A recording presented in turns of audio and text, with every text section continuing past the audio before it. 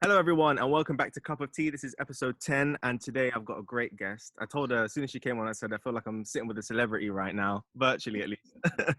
um, Today I'm joined by Shaikha Al Qassemi, right? Is that right? She grilled me before about getting her name wrong, so I got it right this time.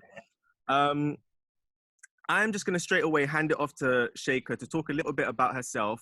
Just a little brief introduction from me. Today, we're going to talk a lot about working out from home, how lockdown has affected everywhere closing down. Everyone's quarantined at home. We're still in the dead midst of it. But before we get into all that, I'm gonna hand it over to Shaikha now to give us a little bit of introduction about herself. And you guys can get to know her a little bit before we get into the main topic. So, Shaikha, it's over to you. Thanks. Thank you for having me. Anytime.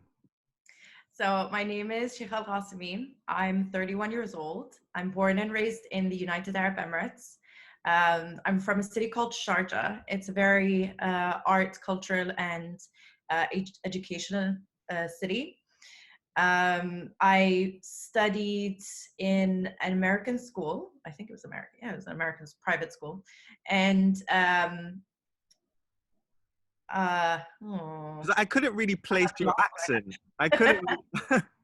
My accent is very TV influenced. It's not, Yeah. my accent is a mix of things. So like my banter is very English, but my pronunciation is very American. Yeah. So people get thrown off. So sometimes they say garbage, sometimes they say bin, sometimes they say toilet, sometimes say cheers. So people are very confused where I'm from. Cheers. Oh, cheers as in okay, yeah. Cheers, like thank you, like cheers. Yeah, I thought like cheers was another word for toilet or something. So a little bit about me. I studied PR and advertising. I dipped my hands in everything. Couldn't really find my calling until I found CrossFit. And I literally found CrossFit when I got my first job. And within 3 months of having my first job, I quit. And I was like, I don't want to work. I want to do this full time. And I was so inspired by the women in CrossFit because they just hold themselves with so much confidence. Every woman is completely different. The way that they're built is completely different, but they're all capable of incredible strength, incredible power, incredible endurance. And I felt like that was my calling. I started training in a gym with everybody else, and for me, it was a place that was like my safety blanket because like in Dubai, there are places where you just feel judged. And I mean, everywhere around the world, you just feel judged in certain places. And when I started my CrossFit classes, I felt like all of these labels were completely erased. And we just went there, trained, competed, enjoyed ourselves, had some pancakes sometimes, and Before you had found CrossFit as a passion, were you regularly working out at the gym? Was that something you were constantly doing? Or was it like you found CrossFit, now it was starting at the gym? So when I found CrossFit, I was regularly going to the gym. I was doing a lot of HIIT, Muay Thai, boxing, swimming. I did a lot of different things. I did do bodybuilding for 8 years. And on top of bodybuilding, I was not doing any competitions or physique or anything. I was just doing it at the start, it was more fitness. And then I was so into like the programming type of things. So I started programming for myself, but little did I know that I was actually doing something that was very similar to CrossFit. So like going into CrossFit for me was very easy because I did some movement before. But to be honest with you, my first CrossFit class, my coach looked at me and he was like, "You call that a squat?" He's like, "Your chest is not even up. Look at that butt wink. Look at that. Your core is not even on. Come on, get up." And I'm like, "What? I've been squatting for so many years, sir." And he's like, "Yeah, you've been doing it wrong." So it taught me a lot. It taught me to put my ego aside and learn so much. And since starting in 2013 until today, I've had so many different coaches. I've taken a lot of certificates. So I'm a level 2. I'm currently studying nutrition. So I'm continuously learning about these things so I can help people out and help myself out as well. Wow. Well, thank you for that introduction. And I just want to say to everyone at home, Shaikha, I've watched her on Instagram for a while now, and whoa, I mean, listen, she's doing bits, man. I got to tell you. I really want to thank you for coming on, because I think you're going to be a great person that people can look to get advice from regarding everything that's going on right now. And we're going to get into the nutritional side of things in a second. But before we get onto that, I want to talk a little bit about working out from home, because a lot of people are doing it now. Some people have used the gym's closing down as an excuse to not work out at all. You know, they're like, oh, okay, I'll go back when, you know, it's open again. But I think that's the wrong mindset. You know, a lot of people have done the right thing. They've adapted. They've, like me, you know, I was going to the gym. Now I'm working out from home, doing 4 days a week. I've got some weights and stuff, and incorporated like sit-ups and press-ups and stuff that I wasn't really doing before. But what is your opinion on the mindset now? How do things change from working out in a gym to working out from home? Does there need to be a change in motivation? Does it say something about the person if they've stopped working out now? And what would be your general advice to people that are now working out from home during quarantine? Because it comes with a lot of anxiety of lockdown and the uncertainty of the future. And I think a lot of people have sort of turned into personal trainers, and they're really trying to, you know, which is fair enough. You know, people want to motivate other people, but I think it's best heard coming from someone that really, we obviously knows what they're talking about. Yeah, well, first of all, I wouldn't judge anybody that's not working out right now, because with everything that's going on around the world and with all of the messages that we are being bombarded by, all the media, Instagram, these videos that I'm being tagged on Facebook, there's so much uncertainty that we're living in right now. And if people have their comfort zones in their daily routines. And if people are used to waking up a certain time, going to work a certain time, you know, having friends and family, you know, once a week over, and all of that becomes like a comfort zone for them. And if you implement something that takes that away from you, then a lot of people are going to be grieving. And we need to process this. We need to process our feelings and to acknowledge what is going on around us. We can't just put it to the side and ignore how that we are feeling. We cannot act passive, because it's going to hit us sooner or later. It's going to attack us in our dreams.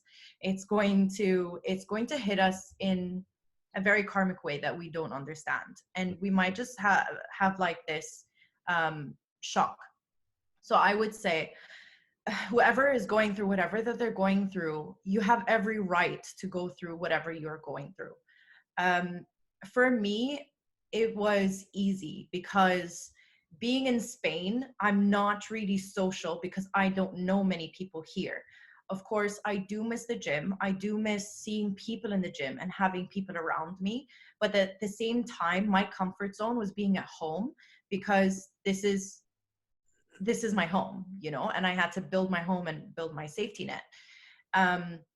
But for other people, for them, their safety net is to socialize.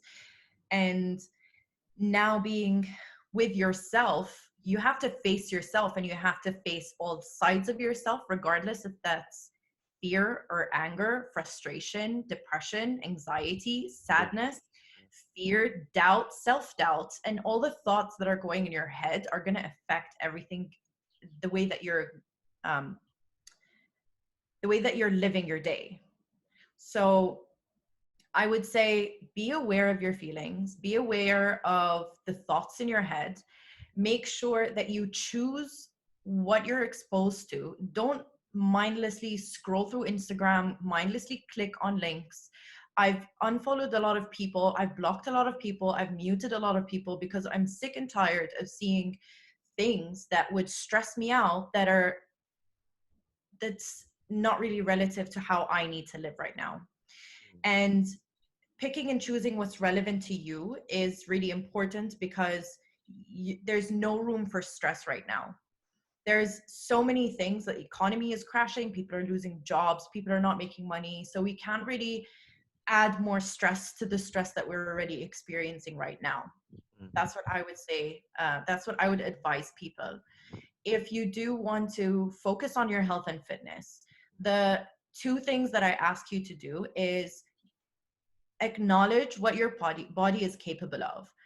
Don't choose a workout that, you know, you see people doing like 1,000 burpees and 500 step ups with a ball or a weight, and I'm like, that is crazy, because if you put that up on Instagram, like, people are going to be doing it, and if you do it, you're essentially putting people at the risk of, you know, lowering their immune system. And if you're lowering people's immune system, they're more susceptible to getting sick. And if on the side you have really bad nutrition, then that is also going to be a risk for you. So just being aware of what your body is capable of. You don't need to go crazy with training. All you need to do is make sure that you get fresh air. You need to get sun. You need to try to walk as much as possible, walk around the house. The first thing that I did was walk around the house as much as possible. So I wouldn't be sitting down for too long. I'd make sure that I don't finish making the dishes, or don't finish making the bed, or don't finish cleaning up, because I would get up every 10-15 minutes, take a walk around the house and get something done to make sure that I'm always moving. And then on top of that, YouTube is an amazing place and platform for you to just Google what you feel like doing. You do not need to do crazy workouts. I've sent links of um, accounts where there's like real time women dancing, like African dancing, which is really fun to do. And you can get the family to join in, and that's not going to kill you. That's just like 20 minutes of movement.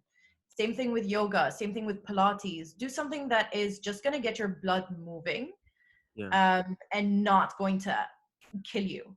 And How important is it to have a specific routine in terms of the workout every day? Is it very important to make sure you're working out at the same time on certain days, and not and doing your best to not sort of divert from that, or can you sort of be more flexible with it? well, right now you can't really say, okay, I'm going to work out 5 p.m. every single day. You don't know what's going to come up at 5 p.m. Yes, you can. Yes, you can kind of like have a routine, in a sense, where wake up in the morning, have your breakfast, have your coffee, you know, read the newspaper, whatever you need to do. And then, you know, after lunch, I'm going to train. But I would honestly say, don't stress yourself out, but also don't make excuses. So if like a friend of mine is saying, oh, I'm not really in the mood to train today, oh, I don't feel like doing this, I'm like, girl, just get up, do 10 jumping jacks, and then put your workout clothes on, and you will be in the mood to do it. Sometimes you just can't find the motivation. I'm exactly the Oh, same. I have been training so 2 months. true. Yeah. I've been training 2 months on my own, and I'm super, super grateful. I have all the equipment that I need, and I have this huge terrace, but at the same time, like, I have no human contact, and it gets so depressing. And I want to feel challenged, and at that moment it's just you and your mind is constantly telling you not to do it. Your mind is always going to find excuses for you to do something else. But always remember that if you put your shoes on and workout clothes on, that's just the first step, and now you just can't run away from it. I Get like. it done, and you'll always feel better after. Hmm. Hmm. What advice would you give in regards to nutrition now? Because a lot of people are sort of talking about, you know, going vegan and, you know, having a protein-filled diet and stuff like that. You know, I know you actually mentioned the importance of having a strong immune system to sort of, you know, not be as susceptible to contracting the coronavirus. What kind of things would you advise people to sort of be consuming right now, when it's very difficult to get food in some places, and you know, some Yeah. people are on a budget because their money has been affected? How would you advise people to still stay healthy, still eat things that are going to help their immune system, so they're less susceptible to being to the virus, which is still this international threat, you know? How would you sort of phrase that to people? So, first and foremost, I would like to make it official. There is no such thing as immune boosting. Do not fall into the fad of immune boosting. The I've only reading too much thing, Instagram. Yeah. the only thing that is free of cost, that is immune boosting right now, is what you are doing. You are sitting on the ground. You are grounding yourself. And by doing that, you are lowering the inflammation in your body, and you're increasing your immune system. And that's free of charge. You need to get sun, fresh air, and then ground yourself. So it's more of a Ground natural yourself thing. in, yeah. So ground yourself in grass, in soil, ground yourself on the beach, in the sand, whatever that is from Mother Nature. And then there's also a documentary that is on YouTube that's called Earthing. I would advise a lot of people to look into that, because I've been, my body has been under attack by so much inflammation over the last few months. And by implementing grounding, my inflammation has gone down dramatically, in a sense where I'm, not experiencing extreme cramping when I'm on my cycle. I'm not experiencing back spasms anymore.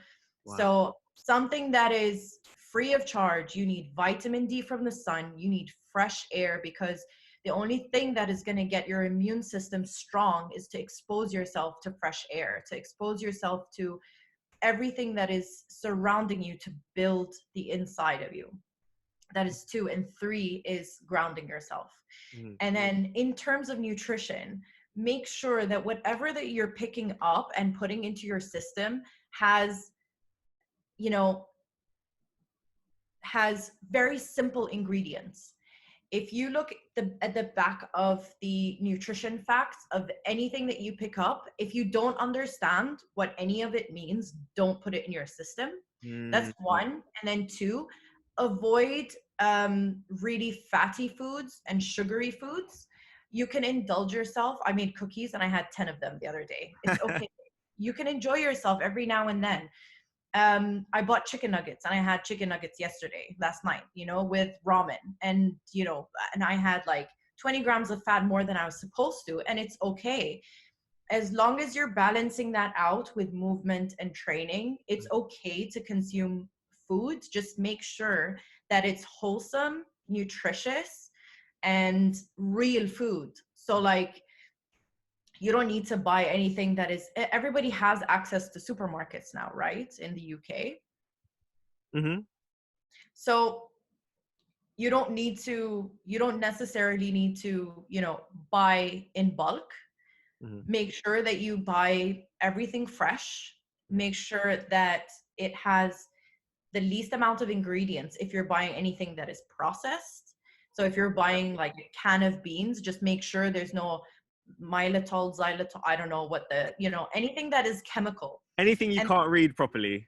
Exactly. Anything that you can't pronounce. Yeah. And then in the nutrition facts, it goes, it says the quantity of each ingredient in order. Yeah. So if something has sugar as its first ingredient, then you're consuming mostly sugar. Yeah.